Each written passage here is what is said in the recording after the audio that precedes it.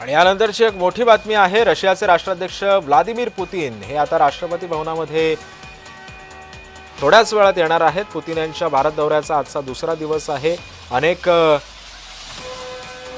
गोष्टींसंदर्भामध्ये आज दोन्ही देशांमध्ये चर्चा सुद्धा होऊ शकते, काही व्यवहार सुद्धा होऊ शकतात, करार सुद्धा होण्याचे चिन्ह आहेत। पुतिन यांच्या भारत दौऱ्याचा आजचा दुसरा दिवस आहे। संरक्षण करार असेल आणि अनेक गोष्टींवरून सुद्धा करार होण्याची शक्यता आहे।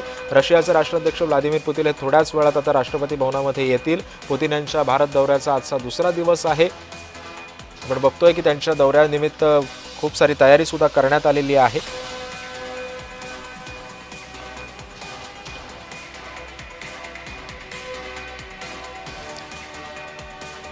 आपण दृश्य पाहतोय, राष्ट्रपती द्रौपदी मुर्मू सुद्धा आपल्याला या दृश्यांमध्ये दिसतायत।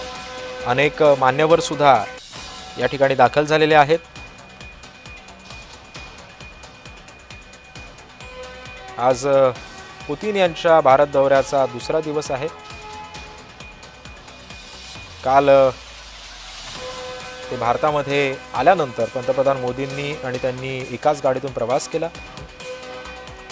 आणि या संदर्भामध्ये अधिक माहिती घेण्यासाठी माझे सहकारी अमेय चुंबळे सध्या आपल्या सोबत आहे। अमेय, आज पुतिन यांच्या दौऱ्याचा दुसरा दिवस आहे, काय काय घडामोडी घडू शकतात आजच्या या दुसऱ्या दिवशी?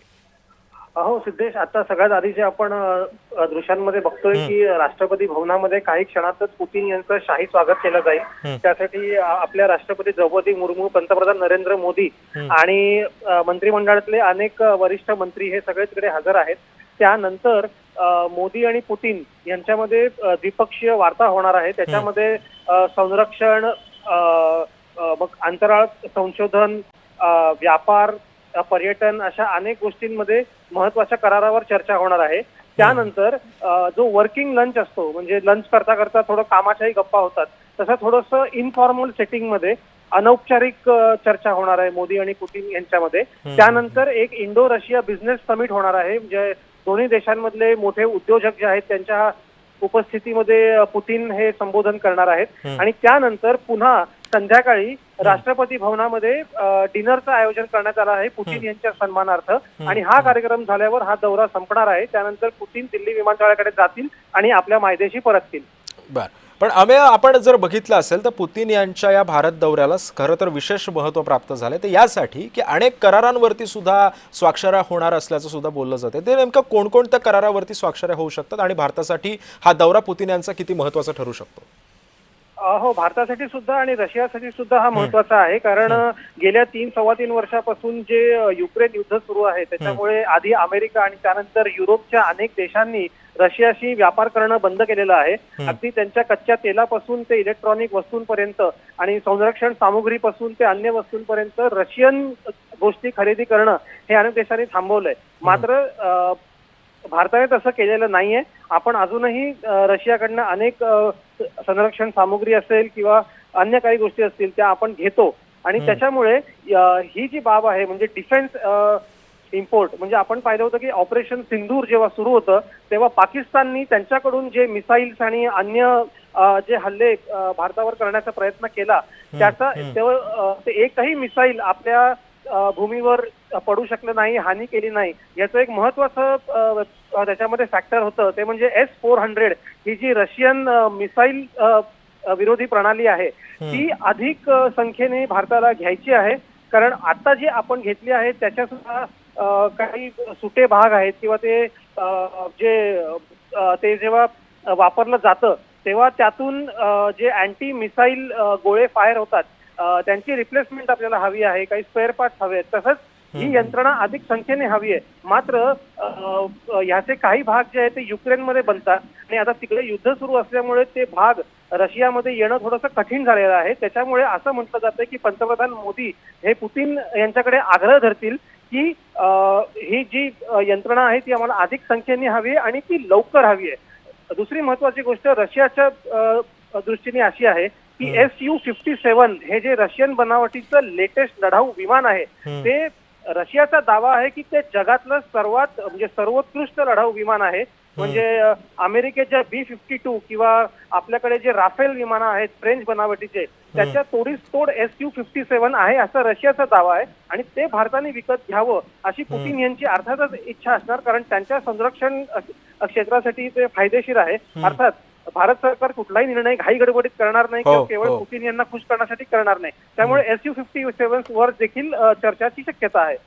बरं, नक्कीच. धन्यवाद अमेय तुम्ही दिलेल्या अधिक माहितीबद्दल. त्यामुळे आपण पाहतोय की आज पुतीन यांच्या भारत दौऱ्याचा हा दुसरा दिवस आहे आणि हा दौरा भारतासाठी आणि रशियासाठी हा अत्यंत महत्त्वाचा ठरू शकतो. गेल्या काही वेळापूर्वी पंतप्रधान मोदींनी रशियाचे राष्ट्राध्यक्ष पुतीन यांचं राजधानी दिल्लीमध्ये स्वागत केलं. त्यानंतर पुतीन यांनी आपल्या सुरक्षा प्रोटोकॉल मोडून सुद्धा मोदींनी त्यांचं स्वागत केलं.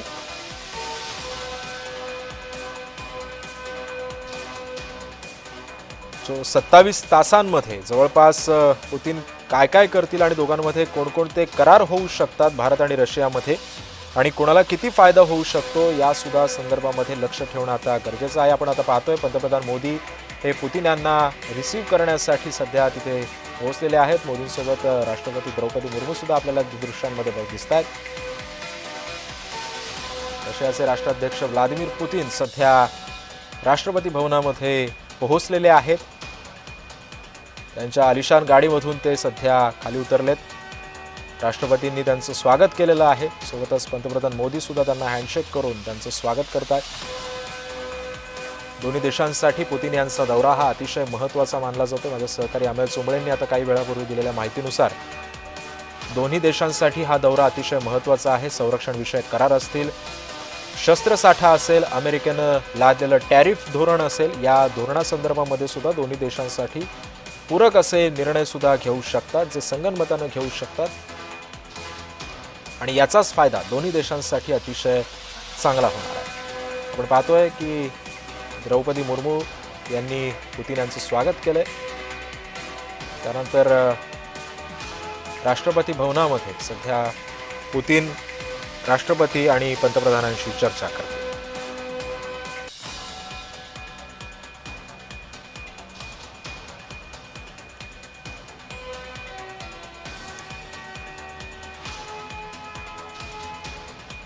आज सकाळी 11 वाजता पुतीन राष्ट्रभवनामध्ये आता पोहोचलेले आहेत.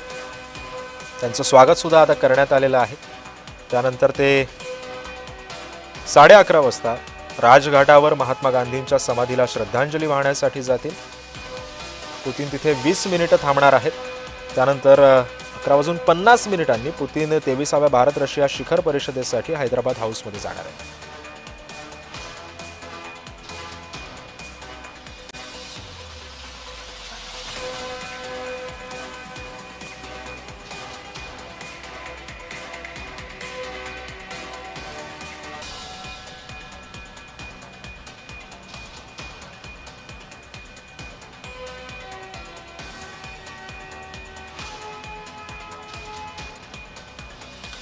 आपण पाहतोय सध्या राष्ट्रगीत झालेलं आहे. पुतीन यांना स्वागत सुद्धा पुतीन यांचं केलेलं आहे. राष्ट्रपती भवनामध्ये पुतीन आलेले आहेत.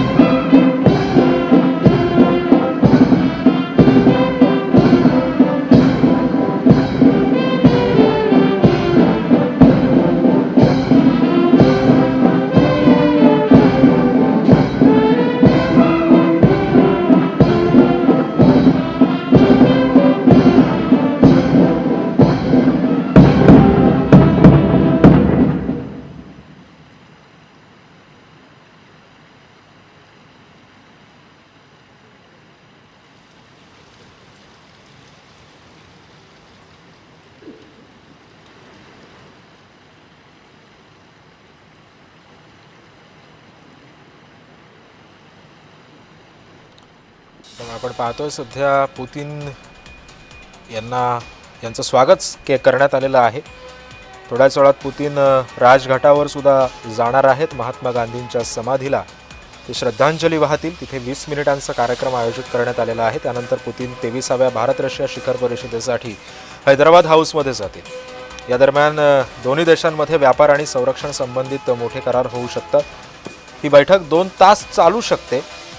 त्यानंतर जवळपास 1:15 वाजता बैठकीनंतर मोदी आणि पुतीन संयुक्त निवेदन जारी करतील. त्यानंतर बैठकीनंतर पंतप्रधान मोदी आणि पुतीन आणि रशियाच्या शिष्टमंडळाला दुपारचं जेवण असेल.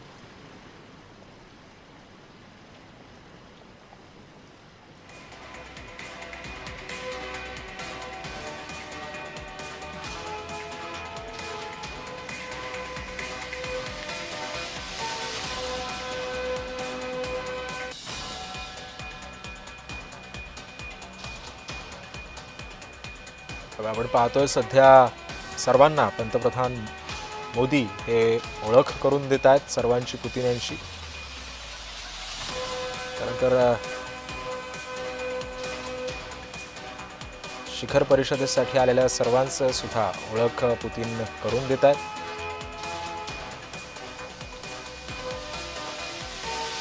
त्यानंतर पुतीन एका व्यावसायिक कार्यक्रमामध्ये सुद्धा भाग घेणार आहेत, ज्यामध्ये रशिया आणि भारतातले मोठे उद्योजक सुद्धा सहभागी होतील. त्यानंतर सायंकाळी 7 वाजता पुतीन राष्ट्रपती भवनामध्ये भारताच्या राष्ट्रपती द्रौपदी मुर्मू यांना पुन्हा एकदा भेटणार आहेत. राष्ट्रपतींसोबतची बैठक संपवून पुतीन पालम विमानतळावरून मॉस्कोसाठी पुढे रवाना होतील.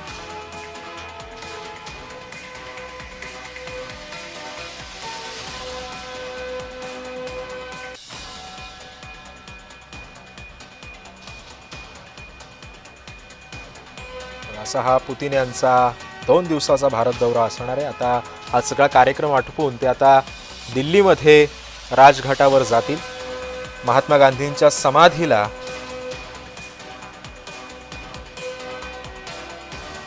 ते श्रद्धांजली वाहतील. जवळपास 20 मिनिटांचा कार्यक्रम हा नियोजित करण्यात आलेला आहे.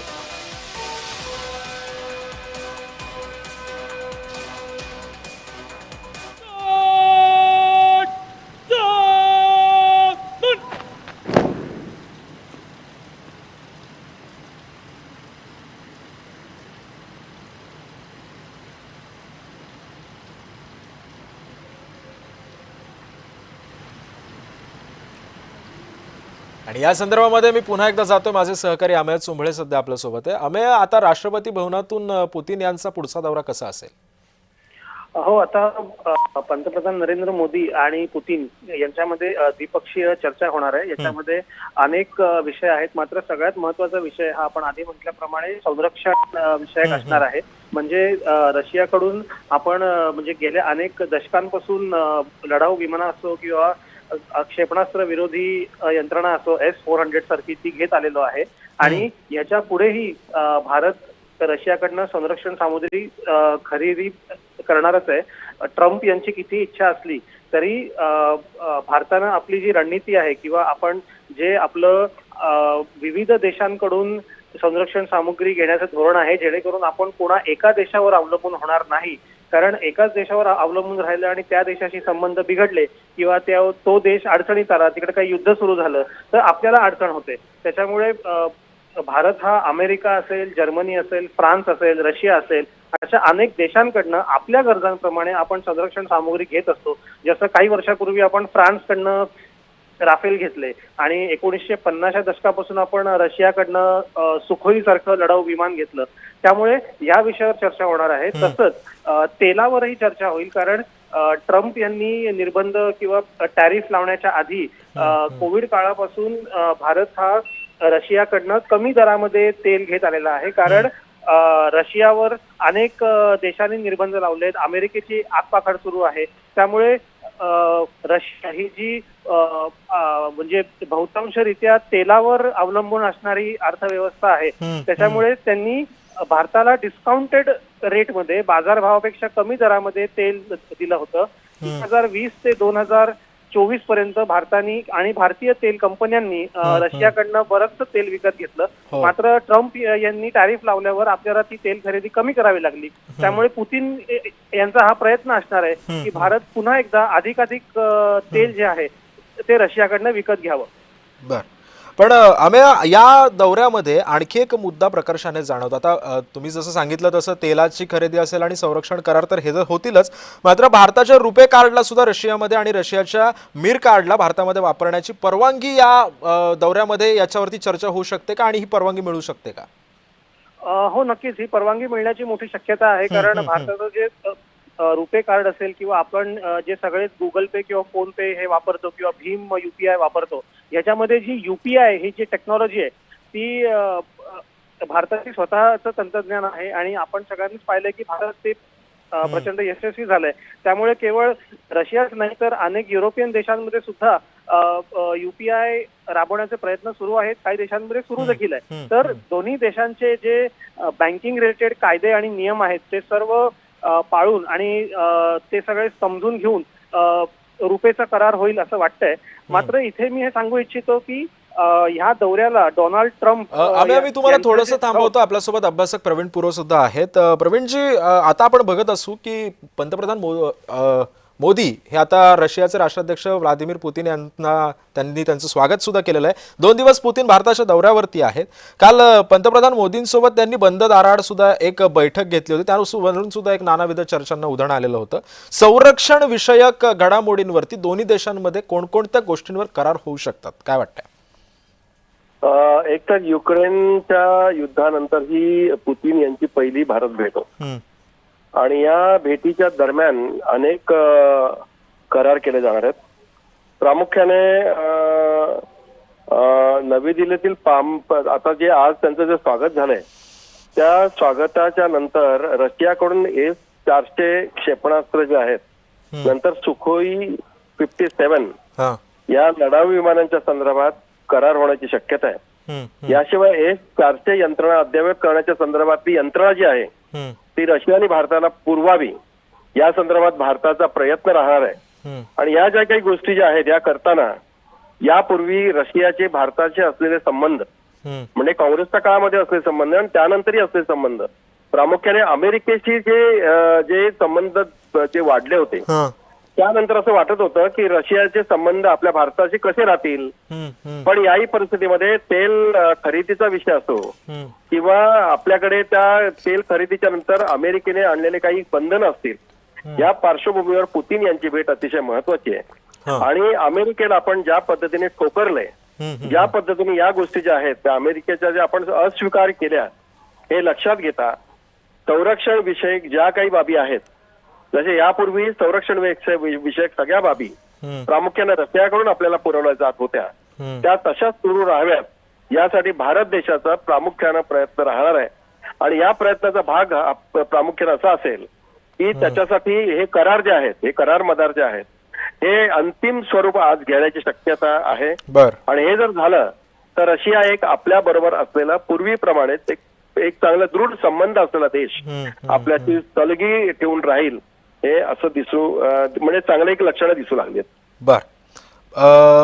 प्रवीणजी, मला एक सांगा की पुतीन यांचा जो दौरा आहे, जो आयोजित केलेला आहे, इतर सुद्धा विषयांवरती काय म्हणतात त्याला निर्णय होऊ शकतात, जो आपण फॉर एक्झाम्पल म्हणूयात की अमेरिकेनं जो भारतावरती जो टॅरिफ लादलेला आहे या हेतूने सुद्धा आणि अमेरिकेनं सुद्धा भारतावर सक्ती केली होती की तुम्ही रशियाकडून कुठल्याही पद्धतीचे गोष्टी खरेदी करू नका. तर याचा या दौऱ्यावरती कसा इम्पॅक्ट ठरेल आणि भारताची याबद्दलची भूमिका कशी असू शकते, अगदी थोडक्यात? त्यापूर्वी तेलाच्या संदर्भात प्रामुख्यानं क्रूड तेल जे आहे आपण जे भारत घेतो रशियाकडून, ते घेतल्यानंतर अमेरिकेने ज्या पद्धतीची बंधनं आपल्यावर टाकली होती, टेरिफ लादलं होतं, या टेरिफच्या पार्श्वभूमीवर भारतामध्ये एक वेगळं वातावरण निर्माण झालं होतं. पण पुतीन यांच्या दौऱ्यामुळे अमेरिकेला आम्ही कुठल्याही परिस्थितीमध्ये हे जरी अमेरिकेने जरी भारतावर जर लादलंय, जर का टेरिफ जरी तरी रशिया पूर्णपणे तुमच्या बरोबर आहे हे दाखवणारी ही भेट आहे. आणि हे सगळे ताणलेले संबंध होते आपले रशियाच्या बरोबर प्रामुख्याने की मधल्या युक्रेनच्या युद्धानंतर ते ताणलेले संबंध या निमित्ताने म्हणजे तुमच्यावरती अमेरिकेने अनेक बंधनं टाकूनही ज्याप्रमाणे पुतीन यांचं स्वागत झालंय, पुतीन यांच्या भेटीचे जे काही एक वेगळं वातावरण निर्माण झाले, त्यामुळे रशियामध्येही एक वेगळं पण भारताच्या विषयी पुन्हा दिसू लागलंय. याचा परिणाम असा होईल की ज्या काही बाबी ज्या आहेत आपल्या आंतरराष्ट्रीय स्तरावरच्या अमेरिका पाश्चिमात्य देशाकडून भारतावर लादल्या जातात त्याला कुठेतरी अटकाव बसेल असे एक चिन्ह आता चांगली दिसू लागले. नक्कीच. धन्यवाद प्रवीणजी, तुम्ही या सगळ्या संदर्भामध्ये सखोल विश्लेषण केलं त्याबद्दल.